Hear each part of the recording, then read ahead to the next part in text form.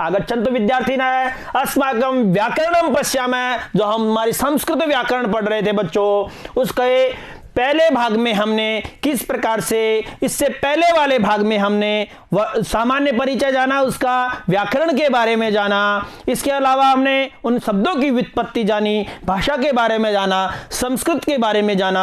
आइए अब हम उसका जो सबसे छोटी इकाई होती है, यानी ध्वनि का जो लिखित रूप होता है वो वर्ण होता है, और उसी संस्कृत वर्णमाला की हम चर्चा कर रहे हैं इस भाग में बच्चों। यानी संस्कृत वर्णमाला की हम चर्चा कर रहे हैं और उसमें हम पढ़ेंगे माहेश्वर सूत्रों का कुछ परिचय जानेंगे। इसके अलावा वर्णाश्चय यानी वर्णों के बारे में जानेंगे कि माहेश्वर सूत्रों के अनुसार कितने वर्ण होते हैं। इसके अलावा जो पाणिनि शिक्षा है उसके अनुसार कितने वर्ण होते हैं उनके बारे में जानेंगे। आइए चलते हैं। जो माहेश्वर सूत्र है बच्चों, यही क्या है, व्याकरण का एक प्राण है बच्चों, और इसके आधार पर ही काफी कुछ व्युत्पत्ति हुई है बच्चों। आइए देखते हैं उन माहेश्वर सूत्रों को। तो माहेश्वर सूत्र बच्चों कितने होते हैं? 14 होते हैं। कितने होते हैं? 14 होते हैं। तो कहा जाता है कि जन श्रुति है कि पाणिनि की निरंतर शिवाराधना से प्रसन्न होकर भगवान शिव ने डमरू बजाया था।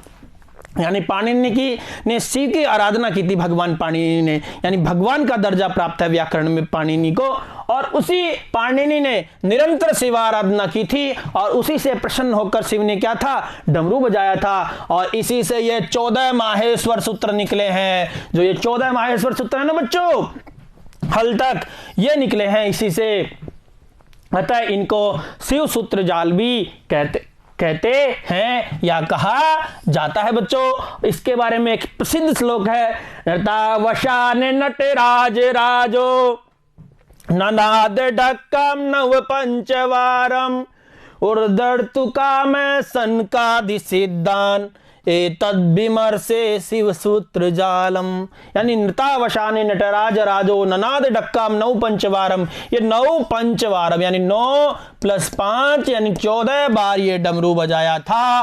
और इसी से जो ये शिव सूत्र जाल है यानी माहेश्वर सूत्र ये निकले थे। कौन से? आ ई ऊण रील रीका ए ओंग आई ओच हय वरट लण यम गणनम जब यहाँ गढ़ दस जब गढ़ दस खप चट थ चट तौ कपया सर हल। यानी आ ई ऊण रील रीका ए ओंग आई वोच है वरट लण यम गणनम जब यहाँ गढ़ दस जब गढ़ दस खप चट थ चट तौ कपया सर हल। यानी बच्चों ये माहेश्वर सूत्र है। भगवान शिव ने जब डमरू बजाया था, ननाद नृतावसान नटराज राजो ननाद डक्काम 9 पंचवारम उर्धर्तु काम सनकादि सिद्धान एतद विमर्श शिव सूत्र जालम। या जानी जो नृतावशाने यानी नाचने के बाद में भगवान शिव ने क्या किया, नटराज राजो यानी भगवान शंकर ने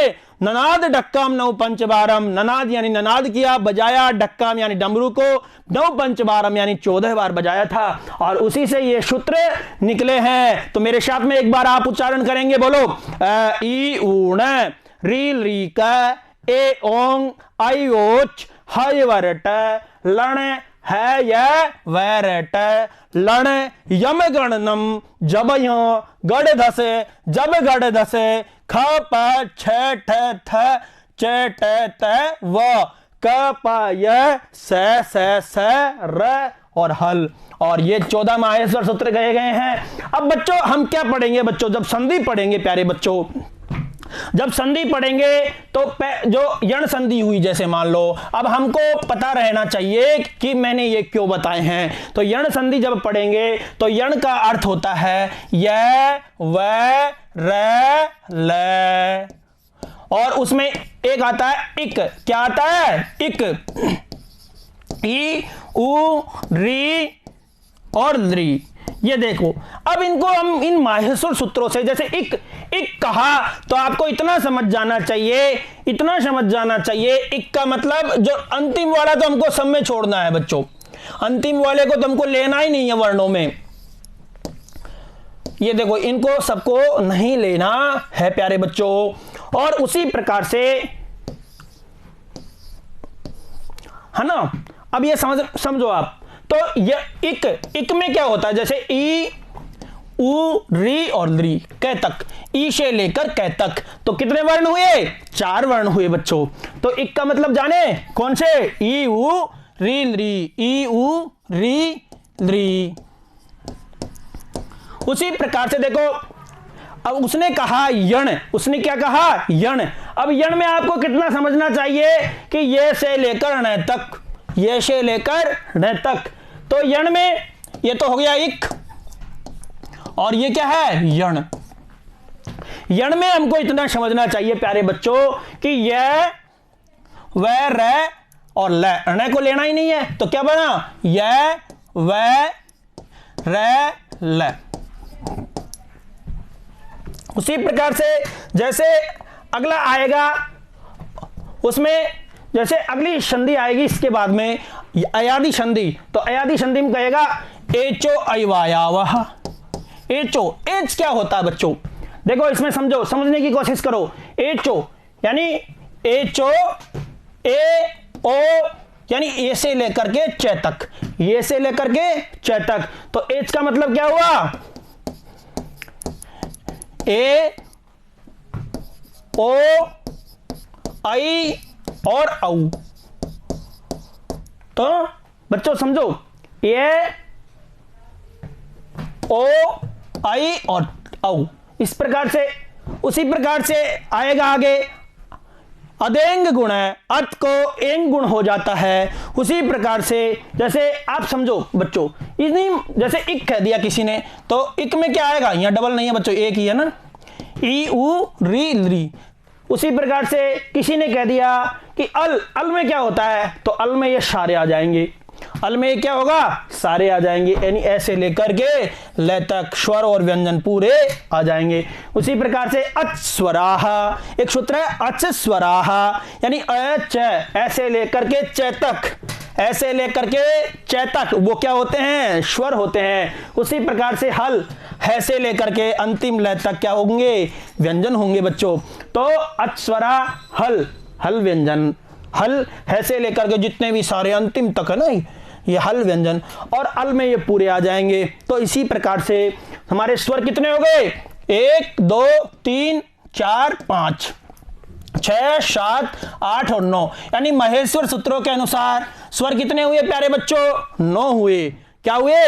9 हुए। उसी प्रकार से माहेश्वर सूत्रों के अनुसार व्यंजन कितने हुए हम देख लेते हैं। हल 1 2 3 4 5 6 7 8 9 10 11 12 13 14 15 16 17 18 19 20 21 22 23 24 25 26 27 28 29 30 31 32 और 33। इसके अलावा है कि डबल बार आवर्ती हुई है बच्चों, यहाँ है कि क्या हुई है?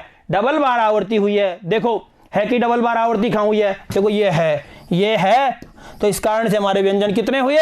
33 व्यंजन हुए। इस प्रकार से माहेश्वर सूत्रों के अनुसार 9 स्वर हुए और 33 व्यंजन हुए। तो बच्चों देख लेते हैं इनको एक साथ भी। तो माहेश्वर सूत्रों के अनुसार कितने व्यंजन हुए? स्वर 9, ए ई उ री ली, ए ओ आई और आऊ, इनके बारे में हम देखेंगे। और उसी प्रकार से व्यंजन हो गए, देखो ये 25 4 29 और 4 33। तो वापस हम माहेश्वर सूत्रों की ओर चलते हैं बच्चों, इनके बारे में हम विस्तार से चर्चा करेंगे। चूंकि इन माहेश्वर सूत्रों में सभी अक्षरों का उल्लेख किया जाता है, अतः माहेश्वर सूत्रों को अक्षर समन्वय भी कहा जाता है, यानी अक्षरों का आधार कहा जाता है बच्चों इनको। प्रत्याहारों का निर्माण माहेश्वर सूत्रों से ही होने के कारण इन्हें प्रत्याहार सूत्र भी कहा जाता है प्यारे बच्चों। यानी प्रत्याहार सूत्र भी इन्हीं से बना होता है, यानी प्रत्याहार जो 44 प्रत्याहार होते हैं वो इन्हीं से बने होते हैं। जैसे बच्चों इनमें प्रारंभ के 4 सूत्र क्या है? स्वर विधायक यानी अच संबंधी, तथा अंतिम 10 सूत्र क्या है? व्यंजन विधायक, यानी शुरू के 4 सूत्र हैं जो ए ई उण रील रीका ए ओंग आई ओच, जो ये 4 सूत्र हैं वो स्वरों के हैं। इसके अलावा जो अंतिम 10 हैं वो व्यंजन संबंधी है प्यारे बच्चों। आइए देखते हैं आगे। माहेश्वर सूत्रों के अंतिम वर्ण अर्थात यथा अ ई उण में ण, मैंने बता दिया आपको, रील री के में क आदि की संज्ञा होती है, अर्थात एशाम अंत्या इतः, यानी जो अंतिम शब्द होता है, हलंत जो इनका अंतिम वर्ण होता है सूत्रों का, उसका लोप हो जाता है प्यारे बच्चों। लण जो सूत्र है उसमें जो लण का एक लण है और इसमें ल में ए मिला होता है बच्चों, और इस ल का ए हो है उसका भी क्या हो जाता है, लोप हो जाता है बच्चों। यानी लण का जो लण है ना, ये इसका ए का भी इसमें लोप हो जाता है, ये अपवाद है, इसलिए मैंने बताया बच्चों आपको। आइए आगे देखते हैं। शेष सभी व्यंजनों में आकार केवल उच्चारण के लिए है। शेष सभी जो व्यंजन हैं उनमें जो उच्चारण होता है, यानी जो ये व्यंजन है ना सारे, जैसे में ए मिला हुआ है, तो ये केवल क्या है, उच्चारण के लिए प्यारे बच्चों। किसके लिए है, उच्चारण के लिए है। तो इन सभी इत संज्ञाओं का प्रयोजन प्रत्याहार का निर्माण है, यानी इन सभी इत संज्ञाओं का क्या है प्रयोजन, प्रत्याहार का निर्माण है प्यारे बच्चों। आइए आगे देखते हैं। अब हमने जो मैंने छोड़ा था थोड़ा संक्षेप में बता के, अब हम वर्णमाला की चर्चा करते हैं प्यारे बच्चों। यानी जो वर्ण हैं उनके माहेश्वर सूत्रों के आधार पर यदि हम देखें तो इसमें स्वर कितने होते हैं, अच्छे वो होते हैं 9। कितने होते हैं प्यारे बच्चों, 9 होते हैं। यानी अ ई उ री ली, यानी ऋस्व स्वर, ये ऋस्व स्वर भी कहे गए हैं या इन्हें मूल स्वर भी कहते हैं प्यारे बच्चों। इसके अलावा ए ओ आई और औ, यानी अ ई उ री ली ये मूल स्वर भी है और ऋस्व स्वर भी है बच्चों। तो यानी इन्हीं से सारे आगे के वर्ण बने हैं प्यारे बच्चों। ये ओ आई और औ को संयुक्त स्वर भी कहा जाता है, यानी ये दो चीजों से मिलकर बने होते हैं बच्चों। यानी जैसे ए और ई मिलकर क्या होगा, ए होगा, उसी प्रकार से ए प्लस उ मिलकर क्या होगा, ओ होगा। उसी प्रकार से आई और औ यानी वृद्धि में होगा, ये गुण में थे दोनों, तो इस प्रकार से ये क्या है, संयुक्त स्वर है। उसी प्रकार से व्यंजन कितने हैं, 33 हैं, जो मैंने आपको बताए थे बच्चों, वहां भी गिन के बताए थे। इन्हें उदित वर्ण भी कहा जाता है। इन्हें क्या कहा जाता है, उदित वर्ण भी कहा जाता है प्यारे बच्चों।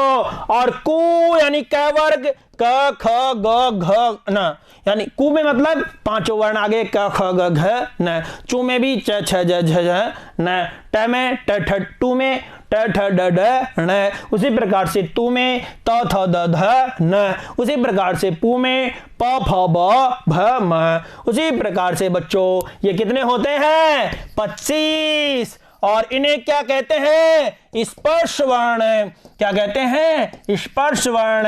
ये स्पर्श करते हैं किसी अंग को, मुख्य किसी अंग को स्पर्श करते हैं। उनके बारे में हम उच्चारण स्थान जब पढ़ेंगे तब चर्चा करेंगे प्यारे बच्चों। तो ये क्या कहलाएंगे, स्पर्श वर्ण।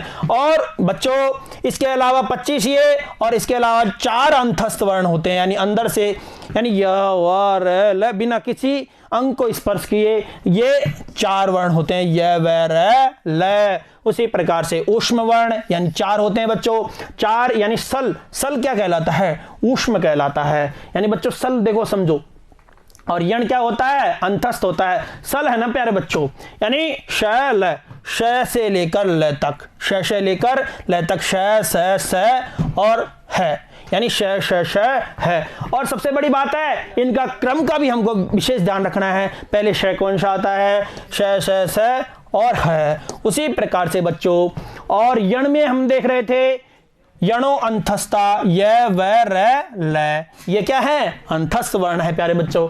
तो ये कितने हो गए, 33 वर्ण हो गए बच्चों। कितने वर्ण हो गए, 33, यानी 25 ये, 4 ये, 29 और 4 33, यानी त्रयत्रिंशत् वर्णाः माहेश्वर सूत्रानुसारम। आइए, और व्यंजनों में स्पर्श वर्ण कितने हुए हैं, 25, जो ये बताए थे ना।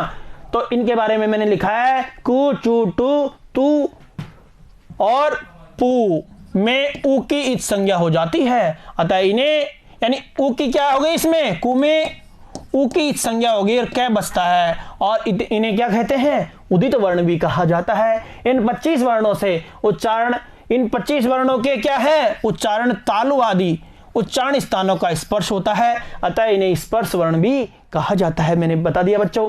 इसके अलावा 4 ऊष्मीय वर्ण, 4 इनके उच्चारण में मुख में से ऊष्मा का निकास होता है, अतः इन्हें ऊष्म वर्ण कहा जाता है। यानी मुख में से ऊष्मा का क्या होता है, इसमें निकास होता है बच्चों। है आप देखना मुंह को हाथ लगा के, यानी हवा यानी ऊष्मा निकलेगी आपके अंदर से। उसी प्रकार से अंतस्थ वर्ण, इनके उच्चारण में वायु मुख से बाहर नहीं निकलकर अंदर ही विद्यमान रहती है, जैसे य व र ल, तो इनमें अंदर ही विद्यमान रहती है, अतः इन्हें अंतस्थ वर्ण कहा जाता है प्यारे बच्चों। आइए आगे देखते हैं। इसके अलावा 3 संयुक्त व्यंजन हैं, संयुक्त वर्ण है बच्चों। 3 संयुक्त वर्ण में जैसे क और श मिलकर के, क और श मिलकर के ये श बनता है बच्चों। कई बार आप टाइप करते हो या लिखते हो तो क और श को मिलाओगे तो ये श अपने आप बन जाता है। उसी प्रकार से तय और र प्लस इसमें त्र हलंत वाले हैं देखो सारे, और इसमें जब ए मिलाएंगे ना तो ये श हो जाएगा पूरा। उसी प्रकार से त्र में ए मिलाएंगे तो पूरा हो जाएगा त्र। तो बच्चों त्र तय और र से मिलकर जय प्लस य से मिलकर, इसी प्रकार से ये 3 संयुक्त वर्ण हैं। इन वर्णों को स्वतंत्र वर्ण नहीं माना जाता है, ये 2 वर्णों के संयोग से का मात्र है, अतः इनकी गणना वर्णमाला में नहीं होती है। यानी 2 वर्णों के मेल से बनता है बच्चों ये देखो ये, इसलिए इनको स्वतंत्र वर्ण नहीं माना जाता है, इसलिए वर्णों में इनकी गणना नहीं होती है प्यारे बच्चों। आइए आगे देखते हैं। अब हमने माहेश्वर सूत्रों के अनुसार वर्णमाला का अध्ययन कर लिया। आइए पाणिनि के अनुसार, पाणिनीय शिक्षा के अनुसार कुल वर्ण कितने हैं? 63 या 64, यानी त्रिषष्टि चतुष्षष्टि व वर्णा, यानी त्रिषष्टि यानी 63 या 64 वर्ण होते हैं पाणिनि शिक्षा के अनुसार। आपको किसी परीक्षा में मिलता है तो 64 ऑप्शन है तो 64 सही होगा, और इसके अलावा 63 का ऑप्शन है तो आपको 63 करके आने हैं। तो इनमें 21 या 22 तो क्या है? स्वर। यहाँ कंफ्यूजन है, यहाँ 63 64 क्यों हो रहे हैं? क्योंकि यहाँ 21 भी मान लेते हैं कई बार, और कई बार स्वरों को 22 भी मान लेते हैं, द्वाविंशति। इसके अलावा व्यंजनों की संख्या फिक्स है, 42 व्यंजन माने गए हैं। कितने व्यंजन माने गए हैं प्यारे बच्चों? 42 द्विचत्वारिंशत्। तो आइए स्वरों की चर्चा करते हैं। स्वर कितने हैं? 21 या 22। तो ए ई उ और री ये कितने हैं?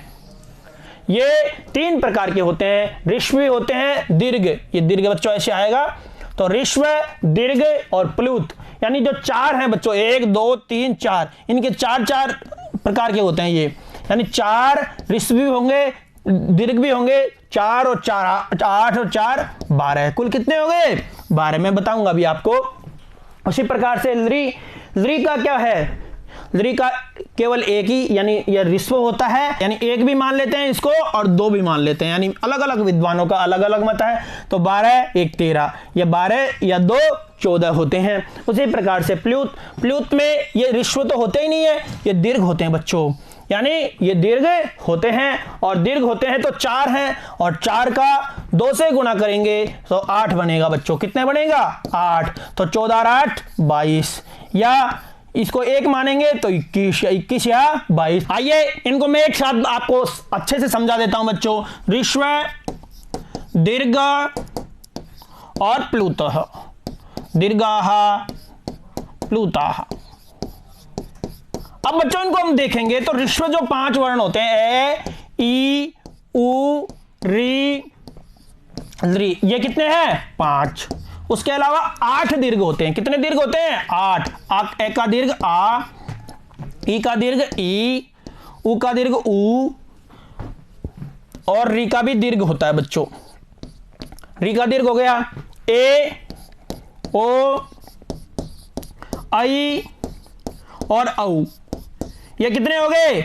8। अब देखो जैसे प्लुत क्या होता है? देखो प्लुत आ ई, यानी प्लुत क्या होता है? कभी जोर से आवाज लगाती है, जैसे मुर्गा बोलता है कुकड़ू कू बोलता है, आ अपने दर्द होता है जब हम बोलते हैं तेज, आ ई उ, इस प्रकार से जब वो क्या होता है? प्लुत होता है प्यारे बच्चों। ई उ का प्लुत और री का प्लुत। इसके अलावा कुछ विद्वान लृ का भी प्लुत मानते हैं और कुछ विद्वान कहते हैं लृ का प्लुत नहीं होता है, यानी लृ का प्लुत नहीं होता। ये ऑप्शन में हो गया। उसके अलावा ए ओ आई और औ। तो बच्चों इनमें हमने देखा कि 5 तो ऋश्व हो गए, 8 ये दीर्घ हो गए और ये 9 क्या हो गए, 9 और 8 17, 5 22 वर्ण हो गए। बच्चों कितने हो गए, 22 हो गए। तो आपने जाना, लेकिन अगर लृ का हम प्लुत नहीं मानते हैं तब कितने होते हैं, 21 होते हैं। आइए व्यंजनों की चर्चा करते हैं प्यारे बच्चों। तो व्यंजन कितने बताए थे मैंने, 42। तो यहां कोई कंफ्यूजन नहीं है, पाणिनि शिक्षा के अनुसार 25 स्पर्श वर्ण होते हैं जिनकी हम चर्चा कर चुके हैं, यानी कु चु टू तु पु, ये उदित वर्ण कहलाते हैं। ये 25 हो गए बच्चों। इसके अलावा 4 ऊष्मीय वर्ण श श श हर है और 4 अंतस्थ वर्ण, यानी कुल कितने हो गए बच्चों, 33। इसके अलावा 4 यम होते हैं, यम की आगे चर्चा करेंगे। 1 अनुस्वार होता है, यानी जो ये आता है ना अनुस्वार ऊपर, ये होता है बच्चों, ये अनुस्वार देखो। और इसके अलावा विसर्ग, ये विसर्ग हो गया। जिव्यामूल्य, जिव्यामूल्य जैसे क और ख, यानी जो ये क और ख है ना, इनकी गणना एक ही होती है, यानी अर्ध है, ये अर्ध विसर्ग भी कहलाता है जैसे। और इस क को जैसे रामः प्लस करोति, रामः करोति। अब यहां विसर्ग के बाद में क्या है, क है, तो यहां इस विसर्ग के स्थान पर क्या हो जाएगा, रामः करोति। आधा क्या बोलता बच्चों, यहां अर्ध क, तो रामः करोति। तो एक जिव्यामूल्य हो गया। उसी प्रकार से बालकः, बालकः पठति। अब यहां विसर्ग के बाद में क्या है, प, तो यहां इस विसर्ग का क्या हो जाएगा, बालक पठति, यानी अर्ध प की आवाज यहां निकलती है बच्चों, यानी प और फ, यानी एक ये हो गया, एक ये हो गया। उसी प्रकार से दुष्पष्ट ळ, यानी ळ उच्चारण होता है, ये दुष्पष्ट वर्ण होता है। तो कुल कितने हो गए बच्चों, 33 4 37, 38 39 40 41 और ये 42 वर्ण हो गए प्यारे बच्चों। तो कुल कितने वर्ण हो गए, 42। पाणिनि शिक्षा के अनुसार कुल कितने वर्ण हुए, 42 वर्ण हुए। आइए आगे देखते हैं प्यारे बच्चों। मैंने कहा था यम क्या होता है, देखो यम, यम होता है कि वर्ग के प्रारंभिक 4 वर्णों में से किसी भी एक के आगे किसी भी वर्ग के पंचम वर्ण यानी 5वां वर्ण ये के रहने पर पहले जैसे द्वितीय वर्ण को यम कहा जाता है, यानी पहले के जैसे द्वितीय वर्ण को क्या कहा जाता है, यानी 5वां वर्ण है। देखो सब, यानी इसके दो देखो, ये 5वां वर्ण है ना, यानी ये न, तो इसमें जो दूसरा द्वितीय वर्ण होगा, यानी दूसरा क है, ये क, ख, ये ग और ये घ, तो ये क्या है, यम है बच्चों। तो ये कितने हुए, 4 हुए। आगे चलते हैं प्यारे बच्चों। उसी प्रकार से जिव्यामूल्य, जिव्यामूल्य की मैं बता चुका, क और ख से पहले विद्यमान अर्ध विसर्ग को, जैसे रामः करोति, रामः करोति, यानी क और ख से पहले, यानी कैसे पहले है ना, कैसे ये पहले है, क्या है, विद्यमान अर्ध विसर्ग यानी आधा विसर्ग, वो क्या होता है, जिव्यामूल्य होता है, यानी ये इस विसर्ग के स्थान पर ये हो जाएगा बच्चों। तो उसी प्रकार से उपपदमानीय प और फ से पहले बालकः पठति, बालकः पठति, यानी पठति प से पहले क्या है, विसर्ग है, और इसी विसर्ग का ये क्या हो जाएगा, उपपदमानीय हो जाएगा। तो जिव्यामूल्य जाना, उपपदमानीय जाना प्यारे बच्चों। तो इस प्रकार से ये जो हमने वर्णों की चर्चा की, पाणिनि शिक्षा के अनुसार कितने वर्ण हुए, 63 या 64, उसमें 21 या 22 स्वर। इसके अलावा जो वर्ण व्यंजन होते हैं वो 42 होते हैं, कुल जोड़ेंगे तो 63 या 64 वर्ण हो गए। उसी प्रकार से जब माहेश्वर सूत्रों के अनुसार हम जब पढ़ेंगे तो 9 और 33 यानी 42 वर्ण होते हैं बच्चों। तो ये आपको याद रखना है। ये जो हमने सामान्य चर्चा की माहेश्वर सूत्रों के बारे में मैंने बताया, याद रखना है बच्चों। अ ई उ ऋ ऋ का ए ओंग आयोच हयोरट लण यम गणनम जब या गड़दस जब गड़दस खप चटथ चटतौ कपया ससर हल। इनके बारे में हमने बच्चों अच्छे से पढ़ा। ये आपके संधि में भी काम आएंगे बच्चों, तो आपको थोड़ा इनका ध्यान रखना है। यानी अण अण कह दिया तो ए से लेकर ण तक, लास्ट अंतिम की हम लेते नहीं है, इसलिए ए ई उ अण में हुआ। तो बच्चों ये भाग आपके अच्छे से समझ में आया होगा। इसी आशा और विश्वास के साथ हम अगले भाग के साथ में फिर से मिलते हैं। धन्यवाद। नमो नमः।